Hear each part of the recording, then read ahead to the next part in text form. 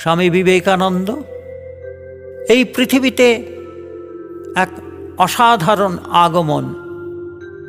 ভবিষ্যতে আবার কবে ঘটবে আমরা জানি না, কিন্তু তিনি প্রতিশ্রুতি দিয়ে গেছেন একটি মানুষকেও যদি মানুষের মতো গড়ে তোলার জন্যে আমাকে 1000 বার আসতে হয়, তাও আমি আসব।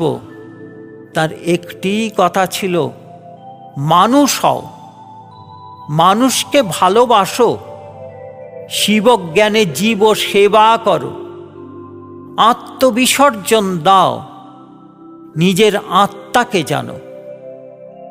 জয় স্বামীজি মহারাজ জি কি জয়।